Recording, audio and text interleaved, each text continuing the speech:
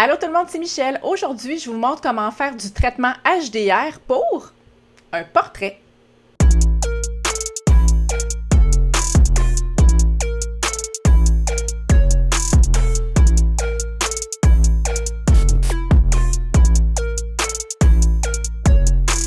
Vous l'apprendrez peut-être aujourd'hui. Oui, c'est possible de faire du traitement HDR pour autre chose que du paysage ou de l'architecture. Et vous apprendrez peut-être aussi que c'est possible de faire du HDR avec une seule photo. Donc HDR, ça veut dire High Dynamic Range. Et en fait, si je simplifie vraiment beaucoup la technique, c'est de faire le traitement de l'image pour aller rechercher un maximum de détails dans les zones très sombres et dans les hautes lumières. Et souvent, cette technique-là, c'est utilisée, par exemple, en paysage, où le photographe va être sur un trépied et va prendre 3 photos ou 5 photos de la même scène avec 3 ou 5 expositions différentes. Ça veut dire qu'il va y avoir une photo qui va être sous-exposée, une photo exposée correctement et une photo surexposée. Et le but, c'est qu'avec ces 3 photos-là, en les mergeant ensemble, en les fusionnant ensemble dans un logiciel de traitement HDR, ça permet d'avoir un maximum de détails dans toutes les zones de lumière de la photo. Et c'est là que devient très intéressant l'utilisation d'un logiciel HDR comme Aurora HDR qui permet, et là c'est vraiment cool, de faire le traitement avec juste une photo. Par exemple, moi je fais de la photographie de sport. J'ai pas vraiment le loisir de prendre 3 photos de 3 expositions différentes d'un athlète qui est en train de faire un épaulé jeté. Comment ça se fait? Je vous montre ça. Et si vous êtes habitué avec Luminar, sensiblement le même principe, vous pouvez l'utiliser comme logiciel seul ou vous pouvez l'utiliser en plugin dans Lightroom ou Photoshop. Vous pouvez soit drag and dropper votre photo directement du bureau de votre ordi. Moi, je vais la sélectionner dans mon dossier. Je sais déjà c'est quelle photo que je veux traiter. C'est celle-là ici. On ouvre la photo. Là, si vous aviez 3 photos à merger, le logiciel aurait dit, bon, une photo HDR va être faite de ces 3 images. Dans le cas actuel, on est avec une seule photo, donc il dit, OK, parfait, moi je vais te créer un HDR avec cette photo-là. C'est ça que je veux faire. Donc, good, on va create HDR. Là, il y a un petit temps de traitement automatique qui va se faire et on va déjà avoir un résultat de base. Si vous avez le goût de le personnaliser, ben là, c'est là que le fun commence. Puis j'ai comme développé une technique, j'appelle ça une technique Sunday, là, c'est peut-être à cause de l'esprit estival qui m'habite en ce moment. C'est une technique où on va rajouter plusieurs couches, une par-dessus l'autre. Là, mettons, on a notre crème glacée, là, par-dessus, on va rajouter un petit coulis au caramel, après ça, on va peut-être rajouter un petit peu de fraise, après ça, on va peut-être rajouter un petit peu de peanut, puis une petite crème fouettée ou une petite cerise sur le dessus. C'est le même principe. Donc, on y va par étage. Vous voyez, déjà en partant, ça, c'est mon RAW. Ça, c'est le traitement automatique d'Aurora HDR, ce qu'il a fait sur ma photo.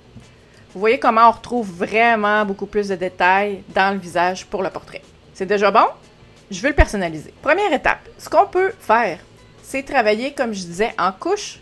Alors, première couche, travailler sur la définition et la structure. Et là, j'entends des gens grincher des dents parce que souvent, les photos HDR qu'on a vues pour du portrait, c'est pas tant réaliste parce que les gens vont amener tellement de définition puis de détails que ça fait super fake.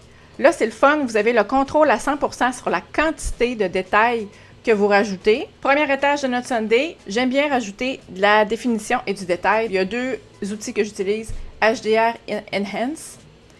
Je vais augmenter la clarté, comme ça, et le Smart Structure. Et je vais aussi aller dans le HDR Details Boost. Je vais ajouter un petit peu de détail, comme ça. Là, vous voyez, ça s'applique sur toute la photo. Ce qu'on va faire, et c'est pour ça qu'on travaille en étage, on va peindre un masque. Vous cliquez sur le petit pinceau. Vous pouvez faire un masque radial ou un masque gradué. J'aime bien utiliser le masque pinceau. Et vous pouvez changer la grosseur du pinceau ici en haut. Et je vais rajouter du détail et de la structure exclusivement sur mon sujet. Deuxième étage, j'aime jouer avec la couleur. On rajoute un calque d'ajustement. On a exactement les mêmes outils, les mêmes options. Le gazon, là, il fait pitié un petit peu. Il y avait chaud, là. J'aimerais ça qu'il ait l'air un petit peu plus en santé. Je vais aller dans HSL, dans mes teintes. Puis là, je vais modifier la teinte du vert et la teinte du jaune. Parce qu'on s'entend que le gazon est pas mal plus jaune que vert. Et c'est là que l'utilisation de calque arrive. Parce que là, vous voyez que ça modifie aussi la couleur de tout ce qu'il y avait de jaune et de vert dans la photo, incluant la planche. C'est que je vais peindre, encore une fois, cet effet-là, mais juste sur mon gazon pour pas que ça touche à ma planche.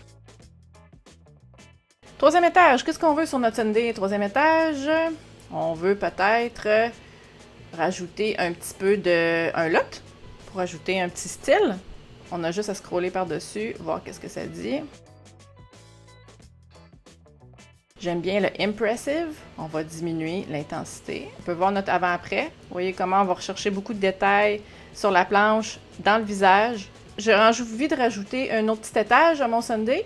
Je vais aller augmenter l'exposition. Vous l'avez deviné, on va peindre seulement dans les zones où on veut appliquer l'effet. Avant, original. Après, résultat final. Comme vous voyez, faire un traitement HDR, ça peut être super utile quand vous êtes dans des conditions de lumière difficiles, comme dans la photo, en exemple dans cette vidéo-là.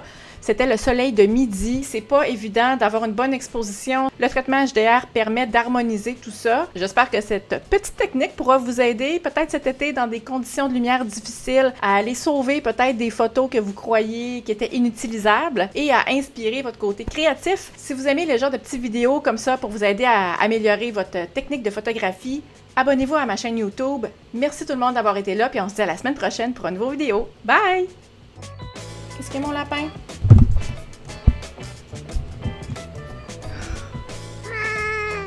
Tu veux faire du traitement HDR, Henri? Est-ce que tu veux dire quelque chose à nos milliers de téléspectateurs?